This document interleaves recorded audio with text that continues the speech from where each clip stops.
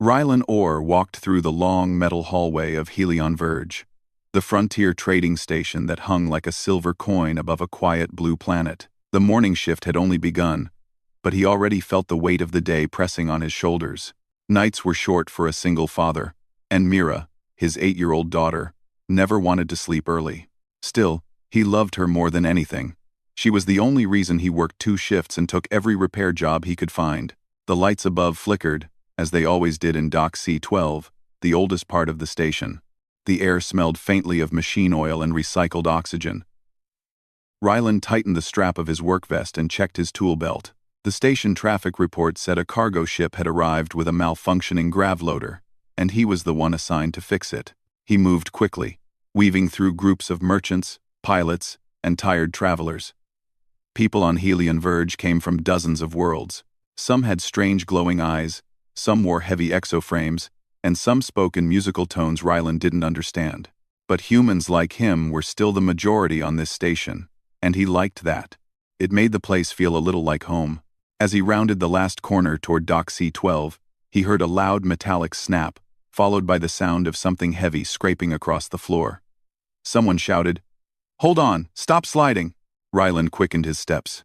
At the center of the dock stood a woman with dark hair tied back in a loose braid. Her hover cart was tilted at a dangerous angle. One of the stabilizer panels hanging off by a cable, several crates stacked on top were close to tumbling over. The cart wasn't just broken, it was barely holding itself together. The woman planted her boots and tried to keep it steady. But she was small, and the cart was loaded with far more weight than she could handle alone. Rylan jogged forward. "Hey, don't move. I've got it." The woman looked up, startled. Her eyes were sharp, but her expression was exhausted. "It's okay. I just need to push it back." She leaned harder into the cart, but the stabilizer failed completely with a harsh clank. The hover field dropped, and the entire load slammed onto the metal floor with a jarring thud. A few travelers nearby glanced over but continued walking, pretending not to notice. Rylan sighed. Frontier stations were busy, and people helped when they had time, but most of the time, they didn't. "It's all right," he said gently. "Move back a little. I'll take care of it." The woman stepped aside as he crouched next to the cart. Her hands trembled slightly, though she tried to hide it. Up close, Rylan noticed more details. Her jacket was scuffed at the elbows, like she'd been traveling for weeks. Her boots were practical but worn, and the identification tag pinned to her collar flickered, unable to display any readable information. Probably broken.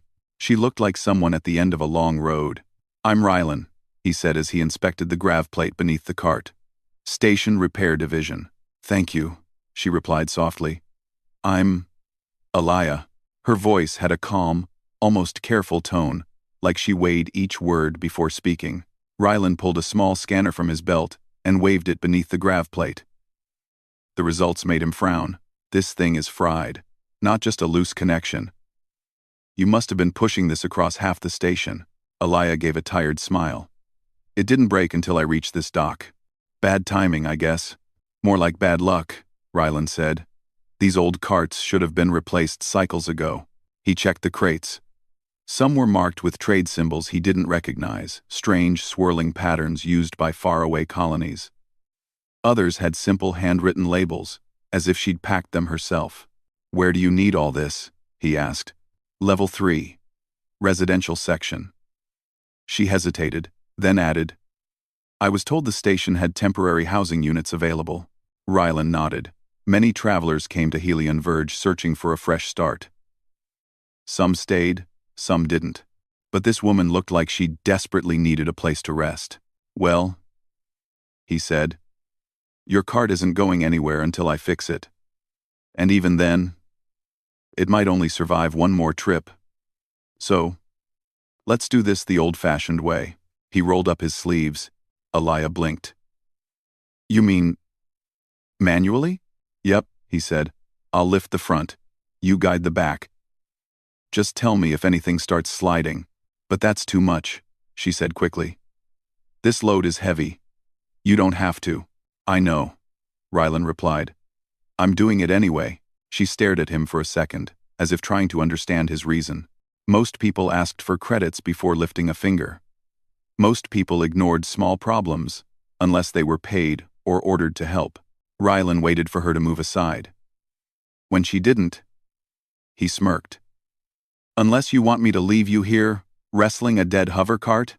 She let out a small breath, maybe the closest thing to a laugh she had left, and stepped back. "All right." Rylan gripped the thick metal handle on the front of the cart and heaved. The weight dug into his arms and lower back, but he'd lifted worse. The crates shifted, but he steadied them. Alaya moved to the back, placing both hands firmly on the metal frame. "Ready," she said. They started forward together. Slow at first, then with a steady rhythm. The dock workers stared for a moment before returning to their tasks. Impressed or surprised? Rylan couldn't tell. The climb to level 3 required crossing 3 long hallways, an elevator with a faulty door sensor, and 2 ramps that tilted in strange ways due to uneven station gravity fields. Each ramp made Rylan grit his teeth as the weight pressed into his arms. "You okay?" Alaya asked quietly. "Peachy," he said with a forced grin. "I've carried worse. Mira's school project last month weighed more than this." "Mira? My daughter. 8 years old. Loves building things that fall apart the moment you look at them." Alaya smiled gently. "She sounds creative. She's something," Rylan said with a warm laugh. As they continued, Alaya watched him with a thoughtful expression. She didn't speak much, but when she did, her questions were careful and precise. "How long have you lived on the station? Do you like working as an engineer? Is it difficult raising a child in a place like this?" She wasn't nosy, more curious. Almost like she studied him as he spoke, storing each detail in her mind. They reached the second ramp, the steeper one. Rylan felt the pull in his arms immediately. He adjusted his footing and braced himself, breathing slowly. "You can set it down if you need to," Alaya said. "Nope. If I stop now, gravity wins." "You're very stubborn." Occupational hazard. At the top of the ramp, he finally rested the cart on the flat floor. He stretched his arms, feeling the burn. Alaya looked at him with quiet admiration. "You didn't have to do all this." Rylan shrugged. "Everyone needs help sometimes. I know what that feels like." They continued until they reached the small entrance to the residential section. The hallway lights here were warmer, softer. Children's laughter echoed from somewhere ahead. The place felt more alive than the cold metal docks. Alaya stopped near a door marked Temporary Unit 3B. "This is it." Rylan lowered the cart fully and exhaled. "You'll need to get that grav plate replaced, but for now, you're good." He reached for his tool belt again, scanning the broken plate one last time. "If you want, I can put in a request for a replacement unit tomorrow. Won't cost much." Alaya hesitated. "You did all this without asking for anything. Why?" Rylan stood, brushing metal dust off his gloves. "Because someone helped me once when I needed it. Now I just try to pass it on." A soft silence settled between them. Alaya seemed to struggle for words. "Thank you, Rylan," she said finally. "Truly." He smiled. "Anytime." He turned to leave. But before he took 2 steps, Mira's small voice echoed from farther down the hall. "Daddy! Daddy!" Rylan looked up to see Mira running toward him, her brown hair bouncing, her backpack decorated with little star stickers. Her after-school class must have ended early. She hugged him tight. Alaya watched quietly, something unreadable in her eyes. Rylan ruffled Mira's hair. "Hey, Starshine, how was class?" "It was good. We learned about planets that rain diamonds." She gasped as she saw the broken cart. "Did you fix that?" "That looks hard." "Helped someone carry it," Rylan said proudly. Mira smiled at Alaya. "Hi, I'm Mira." Alaya knelt slightly. "Hello, Mira, I'm Alaya. Your father is very kind." Mira beamed. "I know." Rylan laughed softly. Alaya straightened, her gaze lingering on Rylan with a strange mixture of gratitude and something deeper, like she was seeing him in a new light. "Thank you again," she said quietly. Rylan nodded. "Take care, Alaya." As he and Mira walked away, Alaya stood in the doorway of Unit 3B, watching them disappear down the hall with that same thoughtful expression. She wasn't just a traveler, and Rylan had no idea that helping her today would change everything in his life. The next few days passed in a blur of work and small joys for Rylan and Mira. The frontier station never slept, and neither did the endless tasks that came with it. Cargo repairs, maintenance checks, and inventory audits filled Rylan's days. Nights were for Mira, helping with her school lessons, making her favorite scrambled protein eggs, and reading stories about distant planets before tucking her into bed. But each time Rylan made a trip to the station's biogarden, he found himself thinking about Alaya. The biogarden was a quiet place, a hidden gem amid the metallic corridors of Helion Verge. Glass panels curved above, letting in artificial sunlight that changed color with the station's cycle. Plants of every color and shape thrived here, some even glowing faintly in soft blues and greens. It was the one place Rylan could breathe, where Mira could run without worrying about cargo carts or dangerous equipment. One afternoon, he arrived to find Alaya already there. She was sitting on a bench, her legs crossed, sketching something on a small digital pad. "Hey," Rylan said, trying not to startle her. Mira ran ahead, chasing a small robotic butterfly that flitted along the garden paths. Alaya looked up and smiled faintly. "Hello, Rylan." "Hello, Mira." Mira waved enthusiastically. "Hi, I like your pad." Alaya nodded. "It's just some sketches. I like drawing things I see." Rylan raised an eyebrow. "You do this often?" "Sometimes," she said, closing the pad. "I like quiet places. Places that feel alive." Rylan studied her. She was always calm, observing everything as if she were taking notes in her mind. Most travelers in the station were impatient, hurried, or rude. But Alaya, she seemed different. "Do you like the station?" he asked, trying to start small talk. Alaya tilted her head. "I find it fascinating. Humans are resourceful. You adapt to every situation, even when it seems impossible." Rylan smirked. "That's because we don't have much choice. Frontier life isn't easy. You make it look easy," she said softly. Rylan laughed. "I'll take that as a compliment. But it's not. Every day is a struggle. Every day, I figure out how to survive and keep Mira safe." Alaya's eyes lingered on him. "It's admirable. The way you care for her. It shows who you are." Rylan felt a little embarrassed. No one had ever spoken to him like that before. No colleague, no neighbor, no distant relative. Most people judged you by what you owned, not how you acted. Mira ran back, her cheeks flushed. "Daddy, can we see the glowing trees?" Rylan glanced at Alaya. "Go ahead, Mira. I'll follow." Alaya rose gracefully, walking beside them. "I haven't seen them myself," she admitted. "I think I'd like to." The three of them wandered through the garden, Mira marveling at the tiny glowing flowers, and Rylan answering her endless questions. Alaya stayed close, quietly observing. She never interfered, but she listened carefully, nodding at times, asking small questions that showed she was truly paying attention. By the time they reached a pond with floating luminescent plants, Mira was tired. She sat on a bench, leaning against Rylan's shoulder. "You look happy here," Alaya said. Rylan smiled down at his daughter. "I am. It's one of the few places on the station where things feel normal, peaceful." Alaya nodded. "I like watching humans interact, especially when it's genuine. Your bond with Mira, it's rare." Rylan felt a little uncomfortable with her words. People rarely notice these small things. "It's nothing special. Just doing my job as a father." "You're doing more than a job," she said quietly. "You're protecting a life, nurturing it, making sure it grows despite everything around you. That's remarkable." Rylan shrugged, though he appreciated the words. "Thanks. But don't go thinking I'm some hero. Life just happens. You do what you can." Alaya studied him for a long moment. Then she smiled, almost like she was hiding a secret. I like that honesty. For the next hour, the three wandered, Mira asking endless questions about the plants, and Rylan answering the best he could.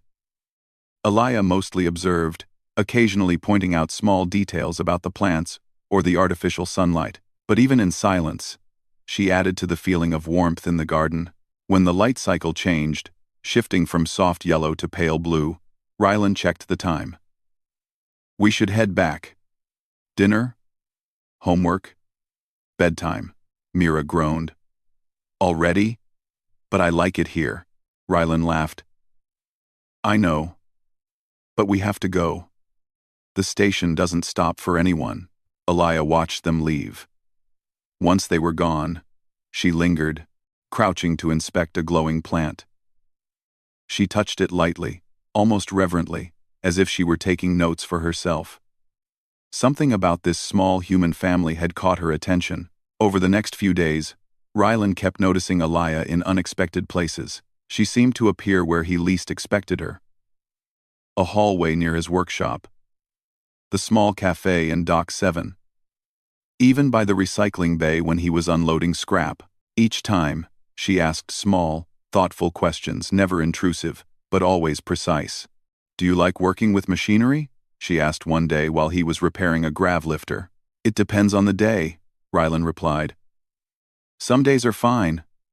Some days, I think the machines know I'm tired and try to break themselves on purpose. Alaya chuckled softly. I don't think machines can feel that. Humans, maybe. Rylan raised an eyebrow. You sound like you've thought about this before. I do, she said. I like understanding people. Especially humans. He glanced at her, curious. There was something unusual in her tone. She wasn't judging, and she wasn't trying to impress. She was genuinely curious. One evening, Rylan invited Alaya and Mira to join him in the cafeteria. Mira had been begging for company, and Rylan thought it was a good chance for Alaya to relax. The cafeteria was filled with travelers from dozens of worlds. Robots cleaned the floors, and alien merchants sold exotic fruits and drinks. Rylan found a table near the window that overlooked the docking bay. Mira immediately started talking about her school lessons, describing planets, moons, and stars she had studied. Alaya listened attentively, asking questions that made Mira light up with excitement. You know so much, Alaya said. I can't imagine remembering all that as a child. Mira grinned. I have a great teacher. Daddy teaches me lots of things too. Rylan blushed slightly, unused to praise. I just try to keep her curious. It's important. They ate simple meals of protein wraps and hydroponic vegetables. Rylan shared small stories from his life on Helion Verge. From fixing broken cargo bots to chasing down mischievous robotic mice. Alaya shared very little about herself, but her questions were precise and thoughtful, showing a mind that observed everything carefully. By the end of the evening, Rylan realized something strange. He trusted her.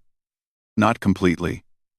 Not yet, but more than he trusted anyone who had just appeared in his life. There was something about her that made him feel calm, even with Mira bouncing excitedly at the table. When they left the cafeteria, Rylan walked Mira to their temporary housing unit. Alaya stayed back, letting them go. See you tomorrow? Mira asked. Alaya smiled. If you come back, I'll be here. Rylan watched them go. There was something about her presence that felt important. He didn't know why, but he had the feeling that their paths were going to cross again and soon.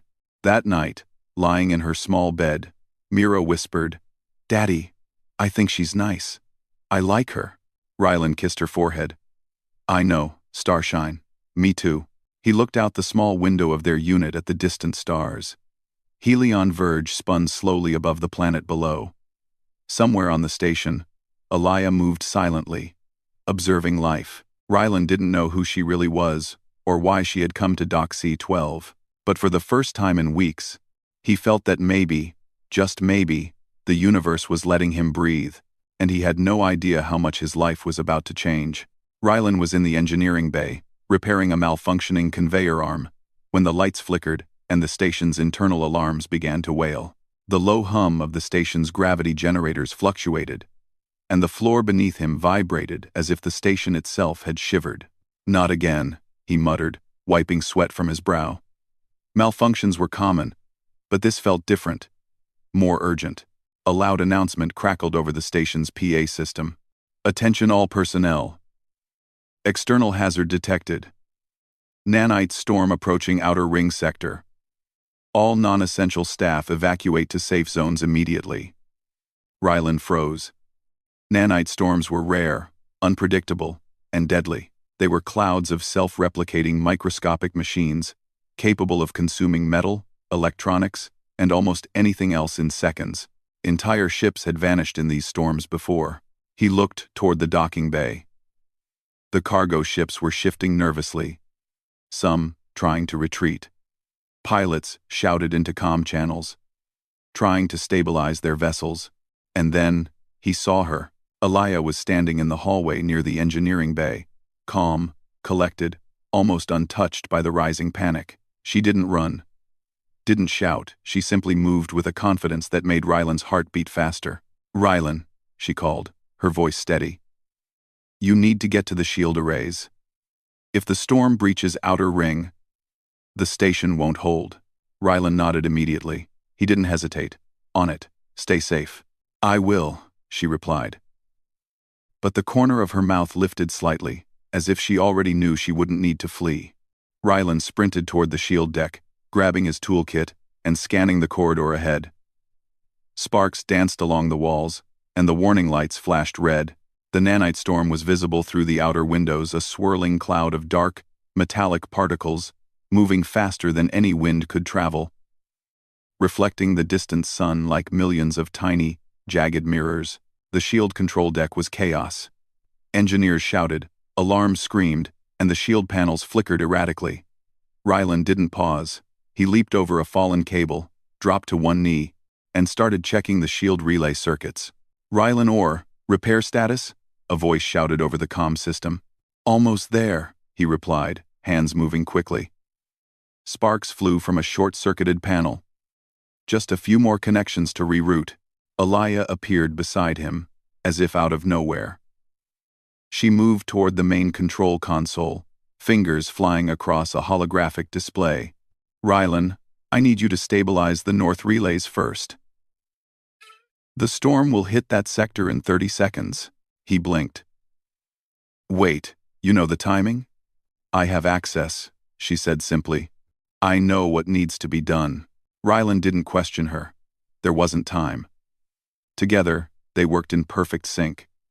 Rylan pulled malfunctioning relay cores, rerouted power lines, and bolted panels into place. Alaya manipulated the shield controls, rerouting energy, calculating the optimal output for the storm's density. Sweat ran down Rylan's face, and his muscles burned, but he kept moving. Mira's face flashed in his mind, and the thought of her alone on the station drove him to work faster. The first wave of nanites hit the outer hull. The shield flared brightly, holding for a few seconds, then flickered dangerously.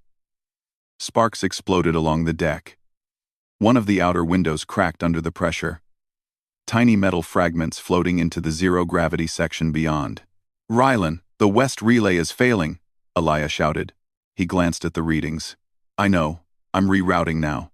The two worked in tandem, sweat and adrenaline mixing as the storm battered the station. Other engineers scrambled, some abandoning their posts out of fear. But Rylan and Alaya refused to stop. Each relay stabilized under Rylan's hands. Each calculation Alaya made held the shield against the storm's destructive force. A sudden explosion shook the deck. A support beam buckled and slammed toward them. Rylan threw himself over Alaya, shielding her as the metal hit the floor with a deafening clang. Sparks flew everywhere, and a small fire ignited near the panel. "You okay?" Rylan shouted, brushing debris off both of them. Alaya's face was calm, her eyes focused. "I'm fine. Are you?" "I'm alive," he said. "That's all that counts." The storm was relentless. Nanites scraped against the outer hull, eating away at metal plating. Sensors registered multiple breaches in the outermost ring. Rylan's arms shook from overwork, but he pushed on, replacing a damaged power conduit. Rerouting energy through a secondary array, Alea monitored the shields, issuing precise instructions. Shift 20% power to the north sector. Then divert remaining energy to stabilize the central grid. Quick, Rylan obeyed, trusting her calculations even though he didn't fully understand them. The shield flared brighter, struggling against the storm. The hull groaned, but it held. Minutes felt like hours. Mira's small face haunted him, imagining her frightened in their temporary unit. He clenched his teeth and continued, ignoring the exhaustion and fear, threatening to overwhelm him. Finally, the worst of the storm passed the station's outer ring. The shields shuddered. But they held. Sparks fizzled, and alarms slowly ceased. Rylan dropped to his knees. Gasping for air, Alea stood nearby, scanning the control displays, her expression unreadable. "We did it," he said finally, disbelief in his voice. "We actually did it." "Yes," Alea replied. "For now." The station survived. Rylan leaned against a console, catching his breath. "How did you know what to do?" Alea didn't answer immediately. She looked out through the shattered window at the remnants of the nanite cloud. "I know the station," she said finally. "Better than most who work here." Rylan frowned. "You know this station?" "I've been observing it," she admitted, studying it, understanding its weaknesses. "Before tonight, I already knew the storm would hit here eventually." Rylan blinked. Something didn't add up. Most people running drills or evaluating the station didn't appear in person during emergencies they monitored remotely. Yet she had been there, guiding him flawlessly. Before he could ask more, another alarm sounded smaller, but urgent. Power fluctuations detected in outer residential decks. Evacuate non-essential personnel. Rylan's heart sank. Mira was in one of those decks. He turned toward the hallway, ready to sprint. Alea grabbed his arm. "Go. I'll cover the grid and ensure the shields stabilize." "Trust me," he hesitated. Her calm confidence was unnerving, but he trusted her instincts. "All right. But if anything happens, nothing will happen," she interrupted firmly. "Go." He didn't wait any longer. He sprinted through the station, weaving through panicked travelers and flashing warning lights. Mira was already at the temporary unit, clinging to the door as the automated evacuation alerts blared. "Daddy!" she shouted as she saw him. Rylan scooped her up into his arms. "It's okay, Mira. I'm here. I'm not leaving you." She buried her face in his shoulder, trembling. "The lights, they were scary." "I know," he said softly. "I know. But we're safe now. Just a little scared. That's all." He carried her back toward the safer central decks. The station had survived the nanite storm, but only because of his quick work and the strange, calm, precise guidance of Alea. Once they reached a secure section, Rylan set Mira down and leaned against the wall. He was covered in sweat, soot, and small cuts from debris. His muscles ached, and his heart was still racing. Alea appeared beside them, as if she had followed.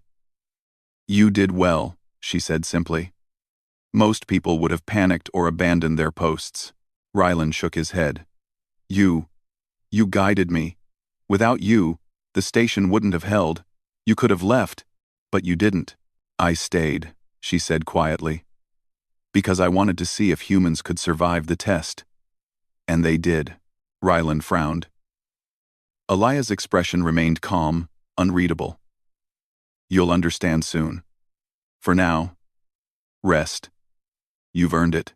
Rylan held Mira close, looking at Alea with confusion and a spark of curiosity. Who was she really? And why had she been here when the storm struck? One thing was clear. Alea was no ordinary traveler, and Rylan had a feeling that whatever she was hiding, it was only the beginning of something far bigger than the storm they had just survived. The storm had passed, leaving Helion Verge battered but intact. Fires had been extinguished, damaged hull sections repaired, and panicked travelers were slowly returning to their routines. Yet in the quiet aftermath, Rylan Orr couldn't shake a strange feeling. a mix of relief, exhaustion, and suspicion. He and Mira had found temporary safety in a small lounge near the station's central hub. Mira was playing with a small robotic toy she had rescued from their unit, her laughter bright and carefree, oblivious to the danger they had just survived. Rylan watched her, brushing a strand of hair from her forehead. He wanted to ask Alaya more about the storm, about her knowledge, about why she had been there, but she was nowhere in sight. That changed when the lounge doors slid open with a soft hiss. Alaya entered, moving with her usual calm grace. Her clothes were clean. No sign of the chaos outside. No hint of exhaustion. Yet her presence carried authority, the kind of quiet confidence that made Rylan instinctively straighten. "Rylan," she said, her voice low, measured. "We need to talk." He nodded, following her to a small corner of the lounge where they could speak privately. Mira, absorbed in her toy, didn't notice the conversation was serious. "About the storm," Rylan began. "How did you know what to do? You weren't supposed to be here, were you?" Alaya studied him for a moment, her eyes unreadable. Then she spoke, slowly, deliberately. "You're correct. I wasn't here to help the station for ordinary reasons. I was observing, evaluating, testing." Rylan's brow furrowed. "Testing?" "Yes," she said simply.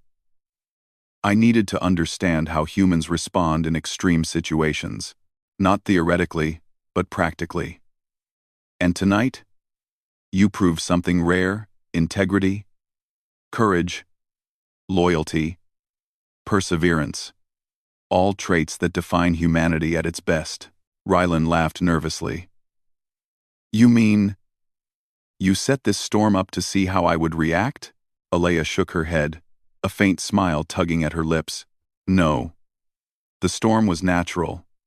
I did not create it. But I did ensure I was here to observe, to guide, and to see how a human unprepared, under pressure would manage. Most would panic. Most would make poor choices. You did not." Rylan stared at her, trying to process her words. "Why me? Why now? Why you?" Alaya's expression softened, though her posture remained perfect. "Because I've been searching. Searching for humans who represent the best of your species. Those who act without expectation of reward, who protect others, and who rise to challenges even when the odds are against them. You, Rylan Orr, are one of them." Rylan opened his mouth, but no words came. He had never thought of himself as remarkable. He worked hard, yes. He protected Mira, yes. But extraordinary? That idea seemed impossible. Alaya tilted her head. "You may not see it in yourself. That is human humility. But I see it clearly. And it is rare. Rare enough that I have reason to offer you an opportunity. Colère. Quoting for. Quoting for. Quoting for. Quoting for. Quoting for. Quoting for. Quoting for. Quoting for. Quoting for." Rylan's pulse quickened. "Opportunity? What do you mean?" Alaya pulled a small tablet from the folds of her jacket and tapped it, bringing up a holographic display. A map of Helion Verge appeared, along with schematics of other stations, trade routes, and galactic outposts. "This station and many others is part of a larger network I oversee," she explained. "I am not just a traveler, Rylan. My name is Alaya Vascari. I am the CEO of Vascari Dynamics." Rylan blinked, feeling his stomach drop. The CEO?" Alaya nodded. "Yes. I've been traveling in disguise, observing how humanity operates under stress, without privilege, without corporate influence. You were not aware, but you were part of my evaluation." Rylan's mind raced. The calm, seemingly ordinary woman he had helped, who had appeared at just the right times, who had guided him through the storm, she wasn't ordinary at all. She was powerful, wealthy, influential. She could have solved every problem herself. Yet she had trusted him to act. "Why me?" he asked again, his voice quieter now. Why involve me at all? Alaya's gaze softened. Because the galaxy is changing. Alliances are fragile. Conflicts rise. And yet humanity survives. Why? Not because of technology or resources, but because of character. I wanted to see that character for myself. You demonstrated courage, problem-solving, and selflessness traits I can trust. That is rare, Rylan. Rylan swallowed hard. And the storm, the damage, it was real. Yes, Alaya said. Everything was real. Lives were at risk. The station could have been destroyed. You had no way of knowing what I knew or what would happen. And you succeeded. He felt a strange mix of relief, pride, and disbelief. All his life, he had simply been surviving. Protecting Mira.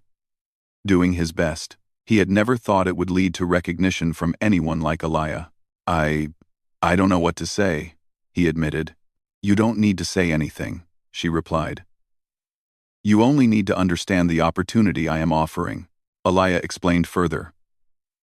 Vaskari Dynamics managed trade, research, and defense across multiple star systems. They were expanding partnerships with alien species, and the company needed a human liaison, someone who understood humanity's struggles, ethics, and strengths, and could represent humans to the galaxy.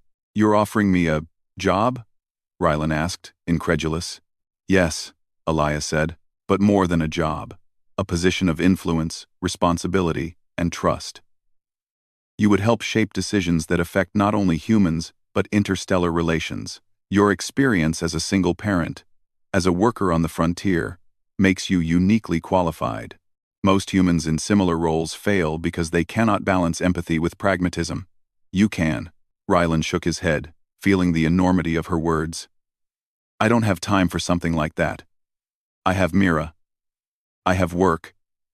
I'm just a dad trying to keep life together. That is exactly why you are perfect, Alaya said. You understand priorities. You protect life. You act even when the situation is hard. Those qualities cannot be taught. For a long moment, Rylan sat in silence, looking at Alaya. He thought of Mira, safe and sleeping in her temporary unit. He thought of the nanite storm, the fear, the adrenaline, the relief. He thought of himself, a man who had never considered himself extraordinary, now being offered a role that could shape the galaxy. You're saying, all of this? Because I did my job? He asked finally. Yes, Alaya replied. Because you did more than your job. Because you acted with integrity, courage, and care. Because you are human.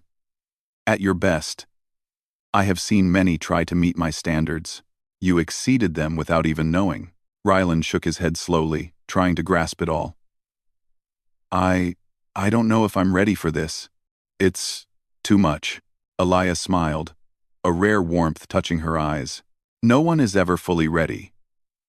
But you have already demonstrated what is required. You simply did what humans do naturally, and that is why I am offering you this position, not because of skill, or education, or connections, but because of who you are. He looked down at his hands, calloused from years of work, at the faint scars on his arms from repairs and accidents. He had always thought of these as small, meaningless, everyday struggles. Now they were evidence of character, proof that he could survive and lead. What happens now? He asked finally. Now, Alaya said. You take some time to consider. Mira will not be affected. You will not be pressured. When you are ready, you join us. Or you continue your life here, as you always have. But know this, what you did tonight, what you do every day, has not gone unnoticed. It matters. It will matter. Rylan felt a strange lightness in his chest.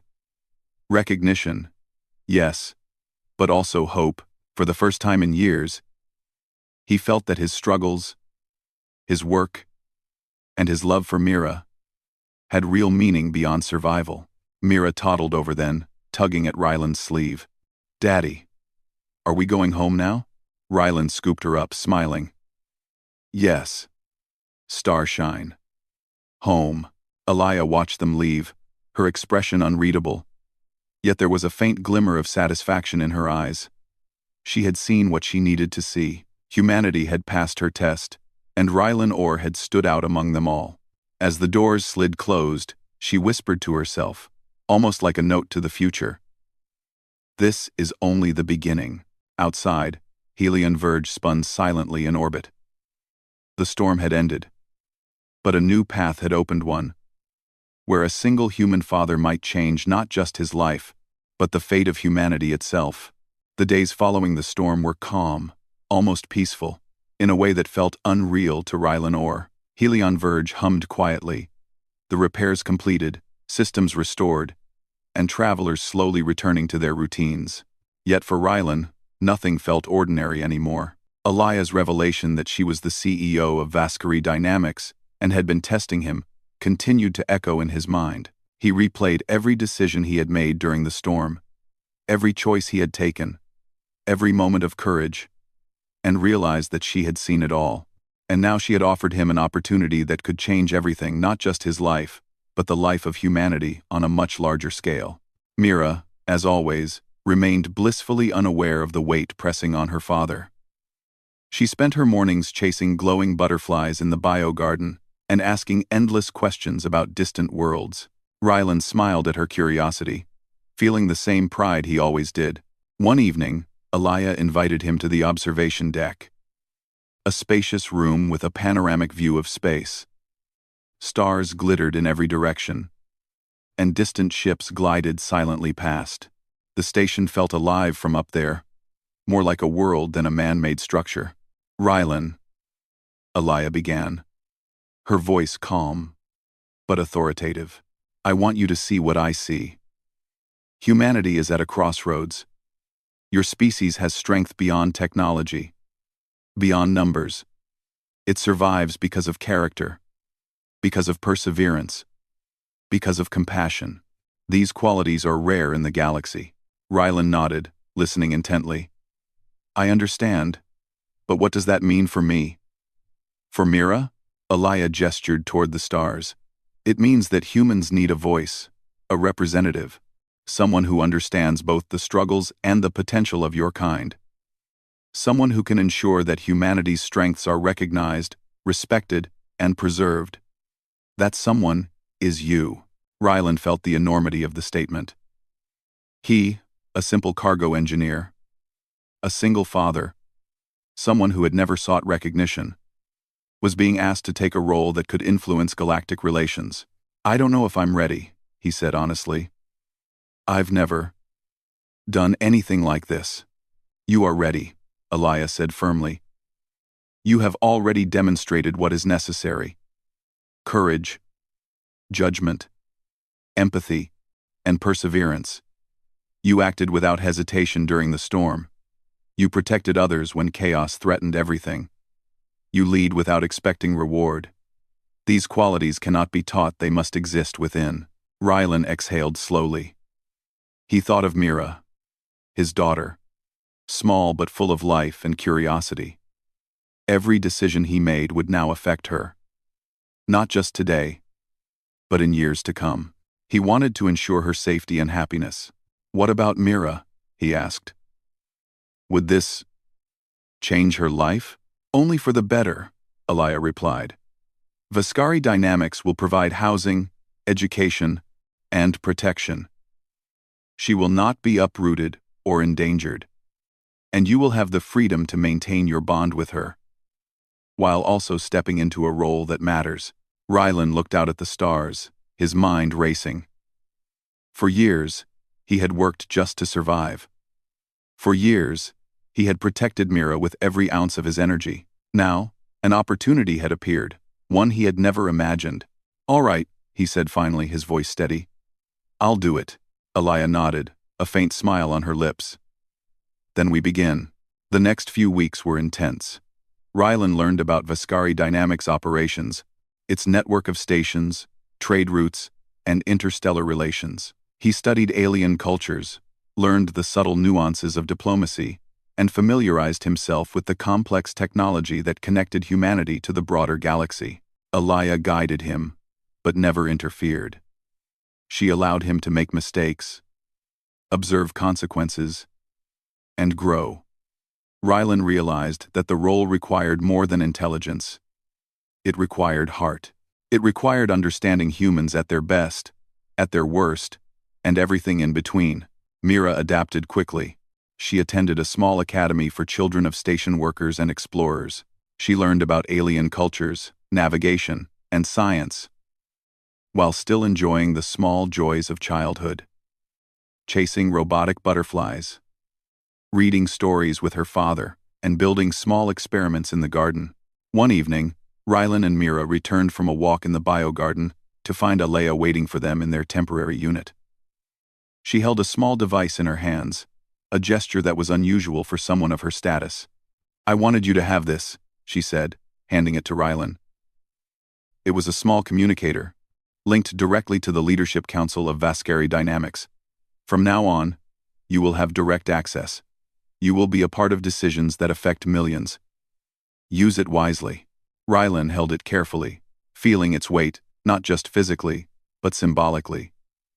He thought of the storm, the choices he had made, and the trust Alaya had placed in him. "I will," he said. "I won't let you down." "You won't," Alaya replied. "Because you are human. Because you act from your heart. That is what I trust." The first real test came sooner than expected. A distant outpost, recently established in a neighboring system, had reported a dispute with an alien faction over mining rights. Negotiations were tense, and the potential for conflict was high. Rylan was called upon to mediate. He studied the situation carefully, reviewed cultural protocols, and prepared his arguments. When he arrived at the meeting, he saw representatives from multiple species, some larger than humans, others with strange forms and glowing eyes. They were intimidating, but Rylan held his ground. "Humans survive because they understand collaboration," he began, speaking calmly but firmly. "We have faced challenges that require trust, sacrifice, and communication. If we approach this dispute with honesty and respect, all parties benefit. That is what I propose." The alien representatives exchanged glances, then nodded slowly. Some were skeptical, others impressed. Rylan continued, presenting clear solutions, demonstrating empathy for their concerns, and showing that human resilience was not just physical, but moral. By the end of the meeting, a resolution had been reached that satisfied all parties. The humans and alien factions would cooperate, share resources, and maintain the outpost peacefully. Back on Helion Verge, Alaya watched the news reports and smiled. Rylan had passed another test, this one more public, more complex, and infinitely more important. Humanity had been represented, and it had been represented well. Weeks turned into months. Rylan's influence grew. He worked tirelessly, traveling between stations, advising leaders, and bridging cultural gaps between humans and alien species. Everywhere he went, he carried with him the same principles he had used during the storm: integrity, empathy, and courage. Mira grew alongside him, learning the value of curiosity, problem-solving, and compassion. She often asked questions about the galaxy, and Rylan answered honestly, sharing his experiences and mistakes alike. Their bond remained strong, a constant reminder that humanity's greatest strength lay not in technology, but in relationships. One evening, Alaya invited Rylan to a private celebration in the observation deck. The stars stretched endlessly beyond, a reminder of the vastness of the galaxy. "You've done well," she said. "More than I expected. Humanity thrives because of people like you, Rylan. You show what is possible when character guides action." Rylan smiled, looking out at the stars. "I never thought that someone like me could make a difference." "You already have," Alaya said. "And this is only the beginning. Humanity will face challenges, obstacles, and crises. But your example, your actions, will inspire others. That is what makes us strong. That is why the galaxy respects humans. Rylan thought of Mira, of the storm, of every choice he had made. He realized that being human was more than surviving. It was about rising above fear, helping others, and using every moment to make life better. "I'll keep doing my best," he said quietly. "I know you will," Alaya replied. Years passed. Rylan became a respected leader among humans and aliens alike. His voice carried weight in negotiations, his judgment was sought in crises, and his compassion became legendary. Mira grew into a confident, intelligent, and curious young girl. Inspired by her father's example, Helion Verge thrived, not just as a station, but as a symbol of human perseverance. Stories of the single father who had saved the station during a nanite storm, who had bridged cultures, and who represented humanity's best qualities spread across star systems. And Alaya? She remained a mentor, observer, and guide, never interfering unnecessarily, but always recognizing the value of human strength and character. Rylan often thought back to that first day he had helped a struggling traveler with a broken hovercart. He had done it without expecting anything, without thought of reward, simply because it was the right thing to do. That single act had led to a path that no one could have predicted, a path where humanity's resilience, courage, and integrity became a beacon across the galaxy. And in that, Rylan realized the truth of what Alaya had always said. Humans survived, not because of technology, not because of power, but because of their heart. A single father, a curious child, and a woman who saw what mattered had changed the course of galactic history. Humanity had risen once again. HFY.